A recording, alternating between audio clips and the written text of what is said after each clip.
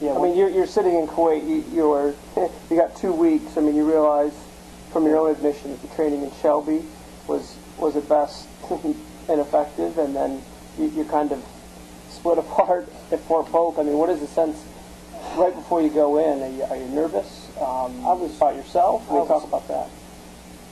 Yeah, I was a little nervous just because you're out of your element now. Yeah. You're with new guys that you never worked with before and stuff like that, and you really have no idea what's going on. I had no idea. And once I was in Kuwait, I was in the chow hall when I first started with my commander there. And they said, "Hey, Kimmel, come over here." And he talked to my BC about this. They pulled me over. He's like, "How do you feel about staying in Charlie Company?" I was like, "All right." I'd rather come back over. And I knew my BC would, because he was about Your to get BC? My Beagle commander. Okay. He was about to get his 20-year letter. Spent probably 10, 15 years with Charlie Company, and now they throw him an alpha before we deploy. So then we got to stay in Charlie Company, and they switched it again a week before we left for Iraq. We're still in Kuwait, and then You're frustrated or scared? even before that, after we were in Polk, we were sitting at Fort Dix to wait for our ride to Kuwait. I'm jumping all over the place here, but it's because it's been a while. I'm trying to remember. But we originally was 3 large, full infantry platoons and 1 MGS platoon. That's how it worked. But the unit we were replacing ran 4 infantry platoons, smaller platoons. But that's just how the rotation worked. It worked better as far as what you had to do to sustain yourself, because we're on the JSS by yourself. You have to provide our own security, QRF, and all stuff like that. So we broke it all up. All the platoons have pretty much, all the platoons stayed the same, but they made a 4th platoon, and they pulled a couple squads out of each one. And my platoon leader for my MGS platoon became the platoon leader for that, and he was amazing. I can't say enough about that guy. Still love him to death. I'm trying to go back. He took over the scout platoon for the battalion. I'm trying to go up with him now, but he did. In Kuwait, I became part of that 4th platoon. Okay. Which was awesome. Because I knew some of the other guys. One of the guys actually was a graduate here. I met him when I came here. He was one of the squad leaders. But there's a constant restructuring. Yeah.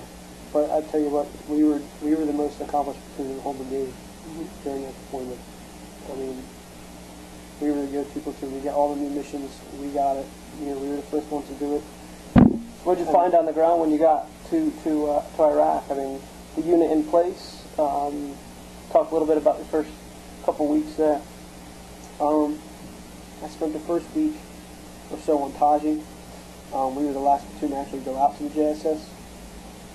You want me to explain the difference between I mean, Taji is a huge base. It's probably like 2 square miles at least. JSS is a joint security station. It used to be called like a top combat outpost, but now since we have Iraqi army living with us there, it's a JSS. So we went out to the JSS in Tarmir. Charlie was in Tarmir, Bravo was down the street in Shada. Bravo Company was actually out of Westchester here. There was armories on High Street. Alpha Company was down south of us, I think in the town area. But we took a huge convoy, probably like 30 trucks, because it was the old unit too that we were replacing, and us taking us out there, and our CRT and all the other people were coming out on Friday the 13th. I was scared. I was scared because it was the first time out of the wire, and we had to get out and defile for this one intersection. But it was the most dangerous intersection in probably our battalion or brigade there. So we had to go out and defile and just push everybody out to the side. So I was actually on the ground. We got through it, mounted up, driving out again, and the guy driving our striker had 0 experience driving a striker. Why? I don't know, because we got him at the very last second. He came from somewhere else. I forget where he came from. And, I don't know where the hell he came from, but we needed a driver, so we threw him in there. and he ran into the back of this pickup truck, and he just stopped this 30-vehicle convoy in the middle of Parmean, you know what I mean, downtown. And he peeled the bird cage back like this. And people's bags are in there, with the park. So I'm sitting out in this huge cluster, and my first time out of the wire, and I'm like, cluster of people? I mean, what are we looking at? I would say that the word that comes after cluster. Yeah, trying to be sure. But yeah, it was just it was a mess, and you know, just trying to get everybody back because all the local people are like want to see what happened. Yeah, they're ticked off because we ran in the back of this huge pickup truck. And either way, we eventually got it unhooked from each other, and we rolled on. But you know, that was my first experience. I was like, man, that didn't go planned, you know. Yeah. And but yeah, that was the first time out to JSA, and then now the JSA. unit that you were replacing, was there like a relief in place? So you guys like missions with them? Yeah, we did left seat, right seat a little bit. My platoon didn't get too much. We might have done it for like 2 days. Okay. Because we were the last ones going out there. Just because we were the 4th platoon, and we just got put together a couple weeks beforehand, so we had crap to get together before we went out there. I guess it took us a little longer. And yeah, we pretty much just took over right away. Like, we talked to the guys, and they tried to hand over as much knowledge as they could. And it was pretty effective. A couple days ahead of us. Yeah, they did an awesome job. They were there for like 15 months, and they pretty much turned the whole place around. Yeah. The unit before them, they lost the JSS. Like, it got completely overrun. Huge explosion. I saw the video. That night we got to the JSS, they showed us a video of they found somebody's house and we did a raid of the actual attack on the old JSS. And they rebuilt this new one that the unit we replaced took over. And then we were taking it on. So what was your mission there? I mean, on a day-to-day? Well, Parmea is, I guess, still. It was like the main spot where the terrorists would come and stage and plan their attacks on Baghdad. So there wasn't a lot of kinetic fighting going on. It was more behind the scenes. So, I mean, we were just trying to stop that as much as we could because, you know, how we did cache hunts, raids, checkpoints, just presence patrols. At the same time, trying to build the town up and get the this is February, March 2009. What was your ROE, or what was the stated rules of engagement at this point?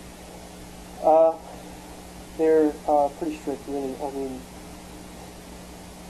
too strict or constricting, or where we at? We used shout, show, shove, shoot, shoot. You know what I mean? That's some kind of verbal stop, show your weapon. Shove could be like honking a horn or shining a laser. If they got too close, we fire a warning shot.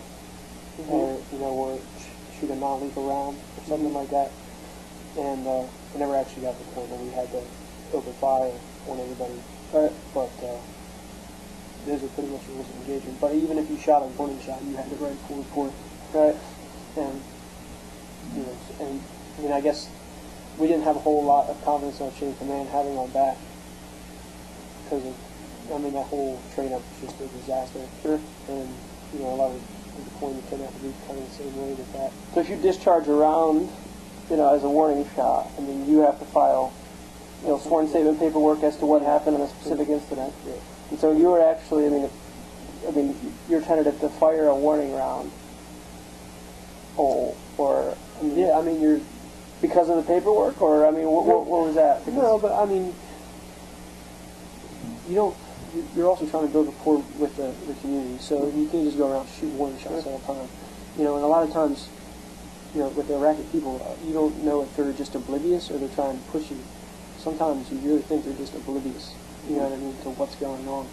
And, you know, in a town, there's a lot of tight turns and stuff like that, and they might come around a corner and you lay out like escalation of force measures like chem lights or cones as much as you can. But, you know, there's a lot of, so, you know, they might come up real quick and you have to protect yourself, but you, at the same time, you don't want to shoot an innocent person and then the whole town's mad at you and they retaliate. You know what I mean? So, yeah, I mean, we still fire warning shots, like I said, non-lethal rounds and stuff like that, but normally lazy.